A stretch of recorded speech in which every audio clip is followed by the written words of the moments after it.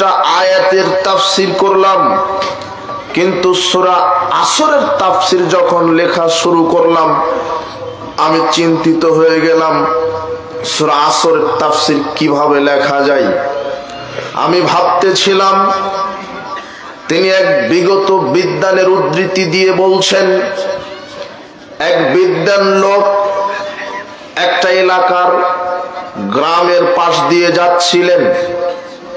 তখন এক বরফ বিক্রেতা চিৎকার করে করে হওয়ার পূর্বেই তোমরা কিনে নাও, বরফ খেয়ে তোমরাও বেঁচে থাকো, আর আমি বরফ বিক্রি করে ওই টাকা দিয়ে আমিও জীবিকা নির্বাহ করে বেঁচে থাকি। বরফ গলে গেলে পানি হয়ে গেলে তো কেউ কিনবে না, এই জন্য বরফ গলার পূর্বেই বরফটা কি করে দিতে হবে? বিক্রি। বরফ গলার পূর্বে যদি বরফ বিক্রেতা বরফ বিক্রি করে দিতে পারে, বরফ বিক্রেতা লাভবান হবে। আর যদি বরফটা গলে পানি হয়ে যায় তাহলে বিক্রি করতে পারবে না, বরফ বিক্রেতা ক্ষতিগ্রস্ত হবে। বিগত বিদ্বান বলছেন, আমি দেখলাম এক বরফ বিক্রেতা চিল্লানি দিয়ে বলছে, তোমরা ওই ব্যক্তির উপরে রহম করো যার পুঁজি গলে যায়। তখন আমি বুঝতে পারলাম বরফ বিক্রেতা তো টাকা ইনভেস্ট করেছে বরফের ভিতরে, তার মানে তার পুঁজি গলে যাচ্ছে। হাযা মানা সূরাতুল আসর, এটাই হলো সূরা আল আসরের ব্যাখ্যা। আল্লাহ যে সময়ের কসম করে বললেন পৃথিবীর মানুষ ক্ষতিগ্রস্তর মধ্যে না, আমরা ছিলাম রূহের জগতে। আল্লাহ সেখানে যতদিন ইচ্ছা করেছিলেন ততদিন রেখেছিলেন। এরপরে যখন তিনি ইচ্ছা করলেন মানুষকে পৃথিবীতে প্রেরণ করতে হবে, তখন তিনি রূহের জগৎ থেকে মাতৃগর্ভে নিয়ে আসলেন। থেকে আবার চলে যেতে হবে কবরের জীবনে, পরকালের জীবনে। চারটি স্তর ভেদ করে আবার পরকালে আমাদেরকে চলে যেতে হবে। মাতৃগর্ভে যখন আমরা ছিলাম, যখন 4 মাস বয়স, তখন আল্লাহ সুবহানাহু ওয়া তাআলা প্রত্যেকটা মানুষের তাকদীরকে আবার নবায়ন করেছিলেন ফেরেশতাদের মাধ্যমে। যখন 4 মাস বয়স মায়ের গর্ভে, তখন আল্লাহ লিখে দিয়েছিলেন আজাল, আমাল, তার কর্ম, তার আয়ুষ্কাল, তার ভালো মন্দ সবকিছু লিখে এরপরে লেখা হয়েছিল মা বাইনা সিত্তিনা ইলা সাবঈন, আমার উম্মতের গড় বয়স হবে 60 থেকে 70 বছর। ওয়াকাল্লুহুম মায়াযুযু যালিক, খুব কম সংখ্যক ব্যক্তিরা এই বয়সকে অতিক্রম করতে পারবে, তবে গড় বয়স হবে 60 থেকে 70। এই 70 বছর বয়স মানুষ 4টি স্তরে পার করে। এক থেকে 16 বছর শৈশব, কৈশোর। 16 থেকে 40 বছর যৌবনকাল। 40 থেকে 60 বছর প্রৌঢ়ত্ব। 60 থেকে 70 বছর বার্ধক্য। এর হবে কবরে। এখন আপনার দুনিয়াবি সফর শেষ, পরকালীন সফর শুরু। যদিও আপনি যেদিন জন্মগ্রহণ করেছেন সেদিন মারা যেতে পারেন, কিন্তু মুহাম্মদ সাল্লাল্লাহু আলাইহি ওয়াসাল্লাম বলছেন মানুষের গড় বয়স হবে 60 থেকে 70। দেখেন, দেখতে দেখতে সময় চলে যাচ্ছে। আল্লাহ সুবহানাহু ওয়া তাআলা বলছেন, আমি সময়ের কসম দিয়ে বলছি মানুষ ক্ষতির মধ্যে নিমজ্জিত, কিন্তু কোন ব্যক্তি ক্ষতিগ্রস্ত নয়? যে ব্যক্তি তার এই সময়, এই হায়াত থাকতে 4টে কাজ করেছে। ঈমান, আমল, ঈমান এবং আমলের দাওয়াত এবং ধৈর্য ধারণের দাওয়াত। এই 4টি কাজ যে হায়াত থাকতে করতে পেরেছে, ওই ব্যক্তিটা সফল। যেমন বরফ বিক্রেতা বরফ গলার পূর্বে বিক্রি করতে পেরেছে, তাই আল্লাহ আরশের বিশেষ ছায়ায় জায়গা দান করবেন, যেই দিন তার ছায়া ব্যতীত কোনো ছায়া থাকবে না, যেই দিন সূর্য মানুষের মাথার 1 মাইল উপরে থাকবে, মানুষের মাথার মগজ টকবক করতে থাকবে, ওই সময় কোনো ছায়া থাকবে না। আল্লাহর বিশেষ একটা ছায়া থাকবে, যেটা হলো আরশের ছায়া, বিশেষ ছায়া। ওই ছায়াতে 7 শ্রেণীর মানুষকে আল্লাহ জায়গা করে দিবেন। এক, ইমামুন আদেল, ন্যায় পরায়ণ নেতা। আপনি পরিবারের দায়িত্বশীল, ছেলে মেয়ে স্ত্রীকে কোরআন হাদিসের উপরে আপনাকে পরিচালিত করতে হবে। আপনি মুসলিম, আপনার ছেলে মেয়েকে যে কোনো মূল্যে 5 ওয়াক্ত সালাত আদায়কারী হিসেবে তার পরিবারের নেতা, একজন সমাজের সর্দার, সে সমাজের নেতা, একজন দেশের ইমাম, দেশের সরকার, দেশের সমস্ত নাগরিকের উপরে নেতা। দেশের সরকার যদি কোরআন হাদিস অনুযায়ী দেশের মানুষকে, আপনি হজ যাকাত আদায় করার পরেও জাহান্নামে যাবেন। কেন? আল্লাহর নবী বলছেন 3 শ্রেণীর মানুষ জান্নাতে যাবে না। সালাসাতুন কাদ হারামাল্লাহু আলাইহিমুল জান্নাহ। ওই ব্যক্তি দায়ুস। আপনি হজ যাকাত আদায় করেন তো কি হয়েছে? আপনার বেটি, আপনার মেয়ে যদি ল্যাংটা হয়ে ঘুরে, আপনি 14 বার হজ করে জান্নাত হবে না। কেন? আপনার মেয়ে, আপনার স্ত্রী ল্যাংটা। মানুষের গীবত করা যাবে না, কোনো গান বাজনা জেনা ব্যভিচারে লিপ্ত হওয়া যাবে না। এইভাবে আপনার মেয়েকে, আপনার সন্তানকে শিষ্টাচার শিক্ষা দেওয়া উচিত ছিল। আম্মু ঘুমানোর সময় ওযু করে আল্লাহুম্মা বিসমিকা আমুতু আহিয়া এই বলে ঘুমাতে হবে, ঘুম থেকে উঠতে হবে দোয়া বলে খাওয়া। আপনার স্ত্রী যখন এইভাবে শরীয়ত লঙ্ঘিত কাজ করে চলবে, ওই সময় যদি আপনি কিছু না বলেন, ভালো কাজের আদেশ না করেন, মন্দ কাজের নিষেধ যদি না করেন, তাহলে আপনার হজ যাকাত আদায় করেও জান্নাত হবে না। আল্লাহর নবী বলছেন 7 শ্রেণীর মানুষ আরশের নিচে জায়গা পাবে। তার এক, যারা ন্যায় পরায়ণ নেতা, পরিবারের নেতা আপনি, সমাজের নেতা আপনি, রাষ্ট্রের নেতা আপনি। আপনি যদি আপনার অধীনস্থ কর্মচারীদেরকে কোরআন এবং সহিহ হাদিসের আলোকে পরিচালনা করতে পারেন, আল্লাহ আপনাকে জান্নাতুল ফেরদাউস দান করবেন। 2 শ্রেণীর মানুষ কারা? দ্বিতীয় শ্রেণী। 7 শ্রেণীর মধ্যে এক, ন্যায় পরায়ণ নেতা। দ্বিতীয় শ্রেণী কারা? শাবুন নাশা ফি ইবাদাতিল্লাহ। ওই যুবক, ওই যুবতী, ওই যুবক, ওই যুবতী যারা তাদের যৌবনকালকে 5 ওয়াক্ত সালাত মসজিদে গিয়ে আদায় করেছে, রমাদানে সিয়াম পালন করেছে, প্যান্টটা টাকনোর উপরে উঠিয়েছে, দাড়িটা ছেড়ে দিয়েছে।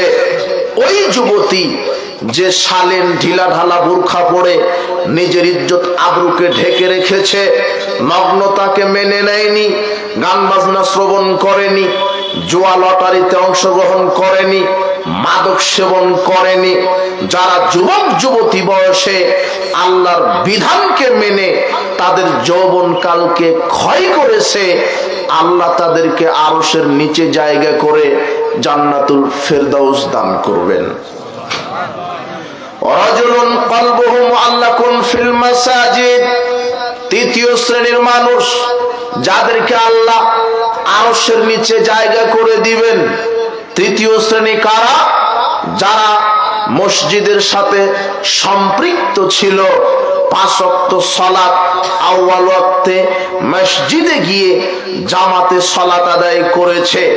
ইযা খারাজা মিনহু হাত্তা ইয়াউদা ইলাইহি। মসজিদ থেকে 1 ওয়াক্ত সালাত আদায় করে বের হয়, আবার নিয়ত করে কখন ফজরের আজান হবে, কখন জোহরের আজান হবে।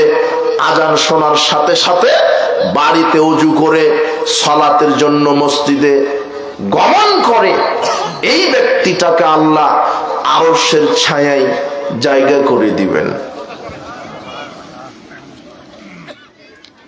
চতুর্থ শ্রেণীর মানুষ রাজুলুন যাকারাল্লাহু খালিয়ান ফাফাদাত আইনাহু, ওই ব্যক্তি যেই ব্যক্তি তার পাপের কথা স্মরণ করে আল্লাহর ভয়ে কাঁদে, চোখ থেকে পানি ফেলিয়ে দেয়, জায়নামাজ ভিজিয়ে দেয়, কাপড় ভিজিয়ে দেয়, দাড়ি ভিজিয়ে দেয়, আল্লাহর ভয়ে, জাহান্নামের ভয়ে, কবরের শাস্তির ভয়ে, আল্লাহর শাস্তির ভয়ে, যারা আল্লাহর ভয়ে কান্নাকাটি করে চোখ থেকে পানি ফেলাই, আল্লাহ এদেরকে আরশের নিচে জায়গা করে দিবেন। চোখ থেকে পানি ফেলানো খুব কঠিন।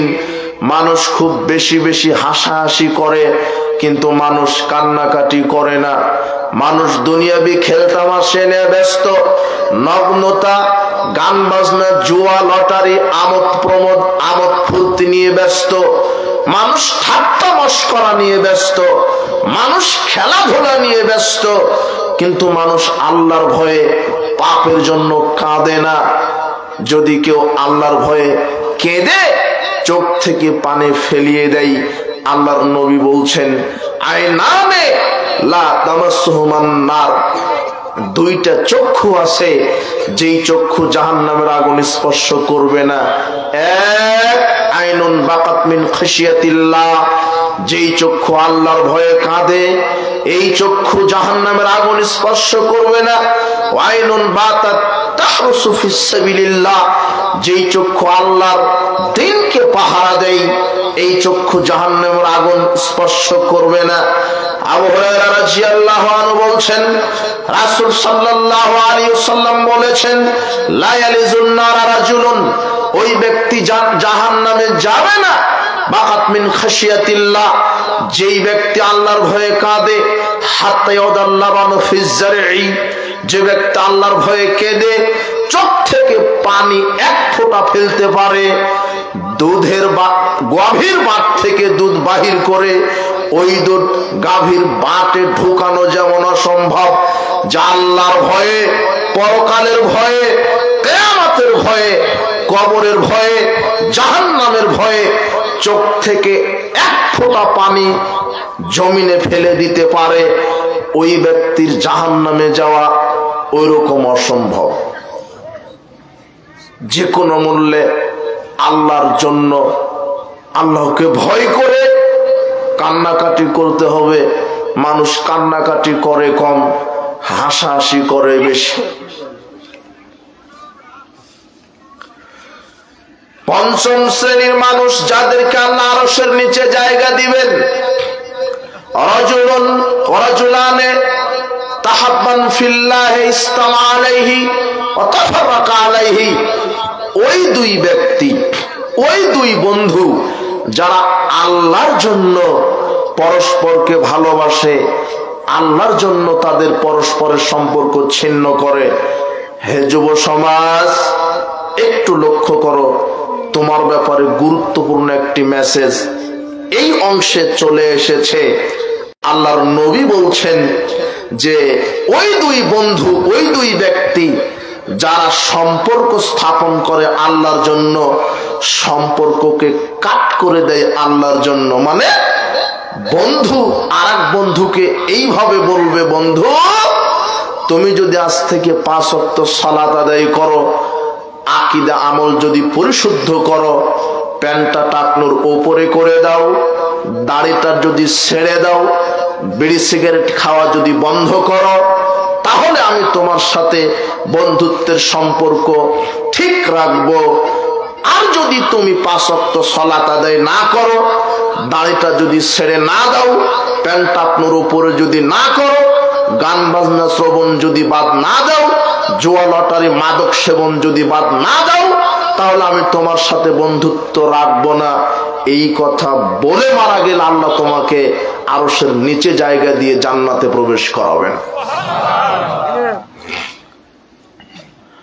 আবু হুরায়রা রাদিয়াল্লাহু আনহু বলেন, রাসূল সাল্লাল্লাহু আলাইহি ওয়াসাল্লাম বলেছেন, আর রাজুলু আলা দীনি খালিলি, হে যুবকেরা শোনো, খুব গুরুত্ব দিয়ে শোনো, এখানে তোমার কথাই আল্লাহর নবী বলছেন। আল্লাহর নবী বলছেন, শোনো পৃথিবীর মানুষ, মানুষ তার বন্ধুর স্বভাবে প্রভাবিত হয়। ফালইয়ানজুর আহাদুকুম মা ইউখালিল, কাজেই তোমরা যাকে বন্ধু বানাবে একটু তদন্ত করে বন্ধু বানাও। যখন তোমরা কারোর সাথে বন্ধুত্ব স্থাপন করতে চাচ্ছ তখন একটু তদন্ত করো। কেন? মানুষ বন্ধুর স্বভাবে প্রভাবিত হয়। মানুষ বন্ধুর স্বভাবে প্রভাবিত হয়। বন্ধু যেমন হয় তার আরেক বন্ধু তেমন হয়। বন্ধু যদি সালাত আদায় করে, বন্ধু যদি কোরআন তেলাওয়াত করে, বন্ধু যদি সত্যবাদী হয়, তার বন্ধু সালাত আদায় করবে, তার বন্ধু সত্যবাদী হবে। কিন্তু বন্ধু যদি গাঁজা খায়, বন্ধু যদি লুচ্চামি করে, বন্ধু যদি সালাত আদায় না করে, তার বন্ধু গাঁজা খাবে, তার বন্ধু লুচ্চামি করবে। কথা বুঝেননি মনে হয়? বুঝবেন কি করে? শয়তান বুঝতে দিবে না, বাধা দিচ্ছে আপনাকে। আল্লাহর নবী বলছেন, মানুষ বন্ধুর স্বভাবে প্রভাবিত হয়। আবু মালিক আল আশআরী রাদিয়াল্লাহু আনহু বলছেন, রাসূল সাল্লাল্লাহু আলাইহি ওয়াসাল্লাম বলেছেন, মাসালুল জালিসিস সালিহ ওয়াস-সাউই কাহামিলিল মিসক ওয়া নাফিকিল কির। ভালো বন্ধুর উদাহরণ আর খারাপ বন্ধুর উদাহরণ আতর বিক্রেতার মতো আর কামারের হাপড়ালার মতো। হামিলুল মিসক ইম্মা আইয়ুহযিয়াক, ভালো বন্ধুর উদাহরণ আতর বিক্রেতার মতো। কেন? আতর বিক্রেতার কাছে যদি আপনি বসে থাকেন, আতর বিক্রেতা আপনাকে এমনিতে আতর দিয়ে দিতে পারে। ওয়া ইম্মা আন তাবতাআ মিনহু, অথবা আপনি আতর কিনে নিতে পারেন। ওয়া ইম্মা আন তাজিদা মিনহু রিহান তাইয়্যিবা, অথবা আতরের সুগন্ধি আপনার নাকে আসবেই। ক্রেতা বিক্রেতা কেউ ঠেকাতে পারবে না। বিক্রেতা যখন আরেকজন ক্রেতাকে আতর বিক্রি করবে, বোতলের ডিব্বাটা যখন খুলবে, খোলার সাথে সাথে আতরের গন্ধটা আপনার নাকে যাবে। ওটা দুনিয়ার কেউ ঠেকাতে পারবে না। তার মানে আল্লাহর নবী এই উদাহরণ দিয়ে বুঝাতে চাচ্ছেন, আপনার ছেলেটার বন্ধু যদি ভালো হয়, পরহেজগার হয়, চরিত্রবান হয়, সালাত সিয়াম আদায়কারী হয়, কোরআন তেলাওয়াতকারী হয়, সত্যবাদী হয়, তাহলে আপনার ছেলেটাও সালাত সিয়াম আদায়কারী সত্যবাদী হবেই।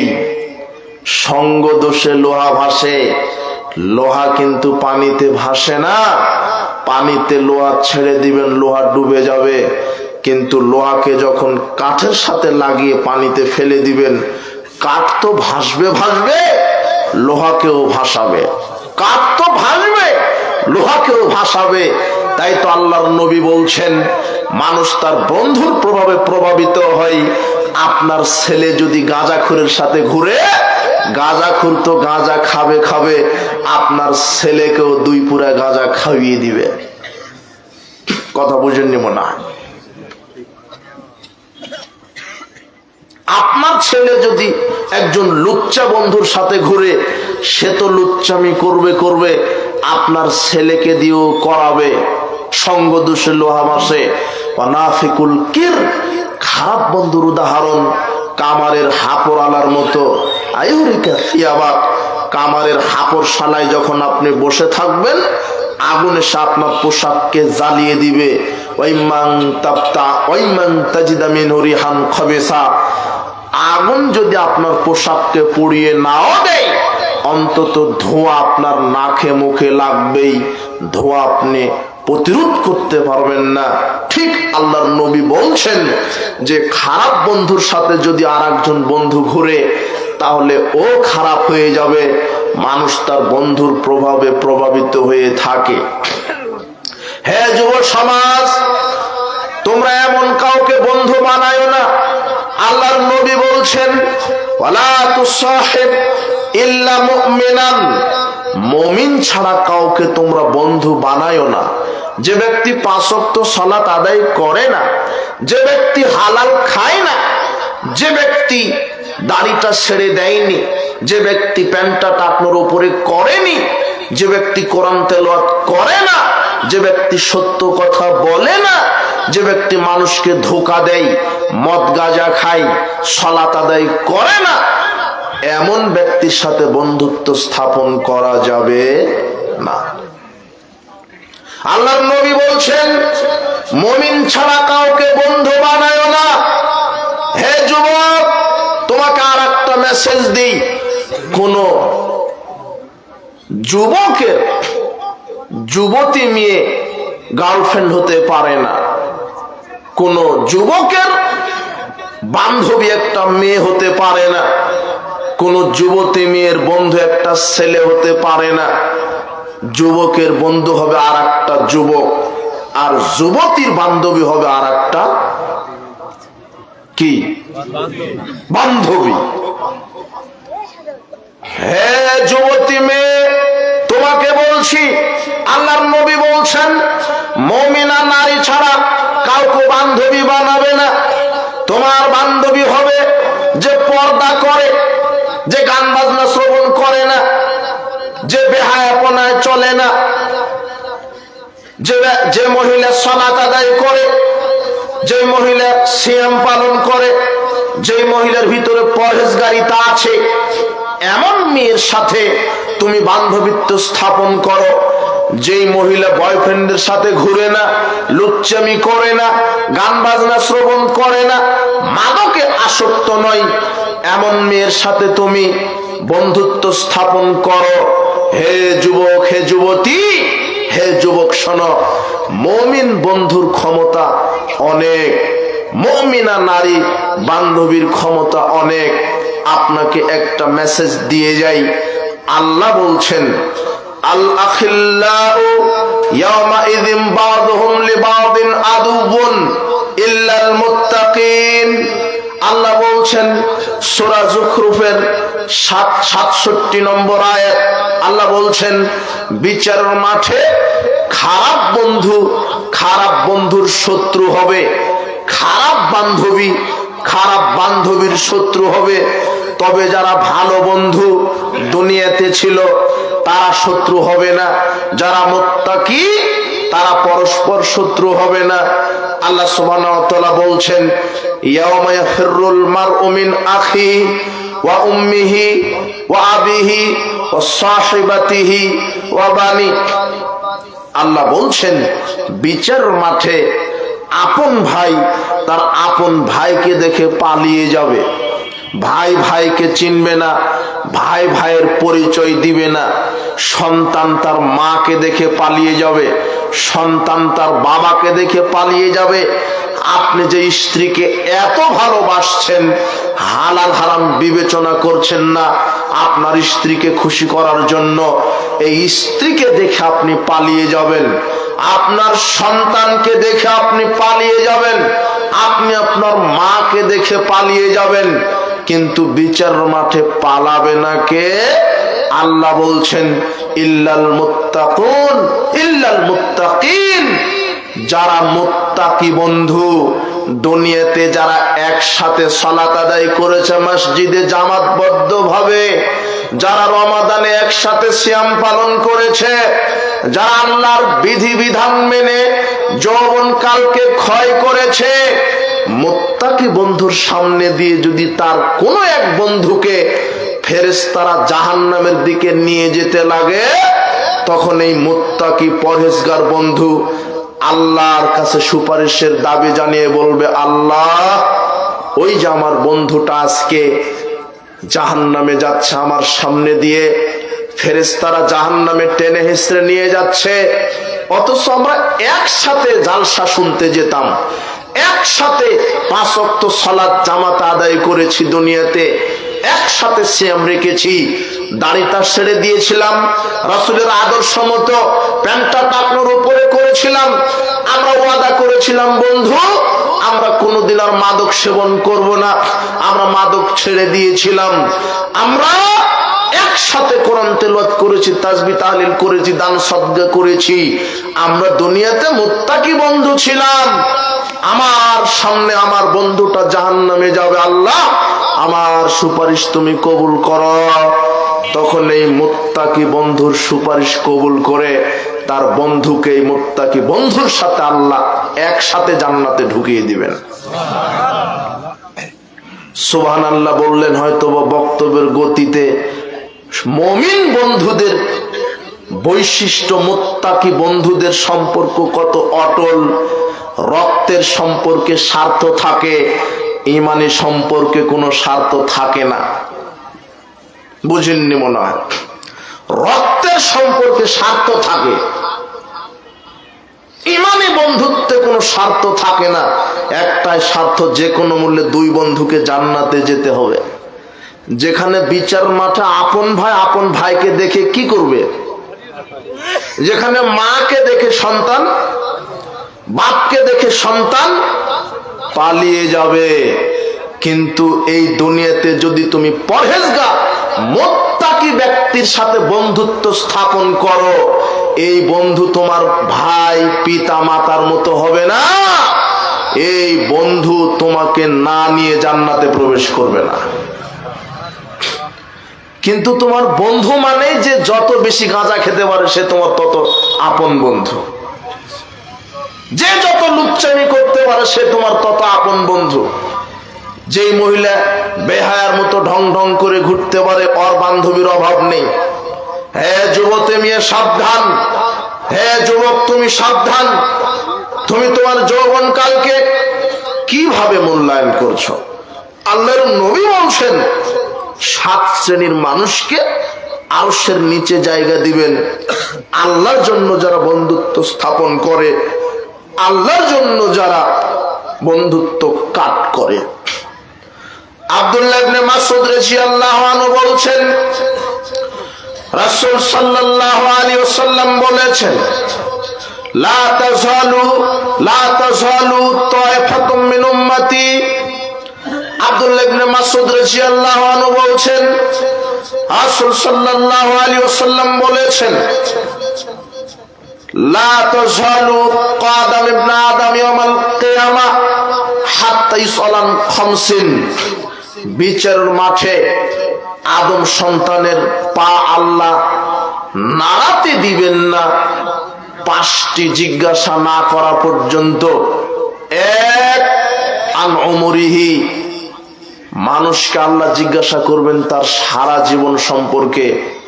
ফিমা আফনাহু, আপনি কিভাবে ব্যয় করেছেন। সারা জীবন আল্লাহর সামনে আপনাকে বুঝাতে হবে। ওয়াং শাবাবিহি ফিমা আবলাহু, আপনার যৌবনকাল সম্পর্কে, আপনি যৌবনকালকে কিভাবে ক্ষয় করে ফেলেছেন। ওয়ান মালিহি মিন আইনা ইকতাসাবাহু, আপনার সম্পদ কিভাবে আপনি ইনকাম করেছেন। ওয়া ফিমা আনফাকাহু, আপনার সম্পদ আপনি কিভাবে ব্যয় করেছেন। ওয়া মাজা আমিলা ফিমা আলিমা, আপনার আমল জ্ঞান অনুযায়ী কত আমল করেছেন। শুধু জানলে হবে না, জানা অনুপাতে কি করতে হবে, আমল। 5টি জিজ্ঞাসা সারা জীবন বোঝাতে হবে। 2, যৌবন জীবন, যৌবন কাল বোঝাতে হবে, যুবতী কাল বোঝাতে হবে। হ্যাঁ যুবক যুবতী, তোমরা যৌবন কালে পাপকে পাপ মনে করছো না। আল্লাহ বিচারের মাঠে উঠিয়ে বলবেন, ইউতাবিল আবদি ইয়াউমাল কিয়ামাহ, কিয়ামতের মাঠে আল্লাহ মানুষকে উঠিয়ে বলবেন, আলাম আজআল লাকা সামআন ওয়া বাসারান ওয়া ওয়ালাদান ওয়া মালান, আমি কি তোমাকে চক্ষু দিয়েছিলাম না? আমি কি তোমাকে হাত পা দিয়েছিলাম না? আমি কি তোমাকে সময় যৌবন দিয়েছিলাম না? আমি কি তোমাকে স্ত্রী ছেলে মেয়ে সম্পদ দিয়েছিলাম না? এগুলি কি কাজে ব্যয় করেছ? চোখ কি কাজে ব্যয় করেছেন? হাত কি কাজে ব্যয় করেছেন? পা কি কাজে ব্যয় করেছেন? আপনার যৌবনকাল, আপনার সম্পদ, আপনার শক্তি কি কাজে ব্যয় করেছেন? আল্লাহ বিচার মাঠে সবকিছু হিসাব নেবেন। যুবক, তুমি সচেতন হও, তুমি সতর্ক হও। তোমার হাত পা চক্ষু কর্ণকে আল্লাহ জিজ্ঞাসা করবেন। সেদিন আল্লাহ মুখকে বন্ধ করে দিবেন, হাত কথা বলবে, পা সাক্ষ্য দিবে। হাত দিয়ে কি পাপ করেছো, পা দিয়ে কি পাপ করেছো, মুখ দিয়ে জিহ্বা দিয়ে কি পাপ করেছো, লজ্জাস্থানের মাধ্যমে কি পাপ করেছো, সব টক টক করে কথা বলবে। কিভাবে যৌবনকালকে ক্ষয় করলেন? গান বাজনা শ্রবণ করে, মদ পান করে, জেনা ব্যভিচার করে, মাদক সেবন করে, জুয়া খেলে, মানুষকে পিটিয়ে। আপনার যৌবনকাল যদি এইভাবে আপনি কাটিয়ে থাকেন,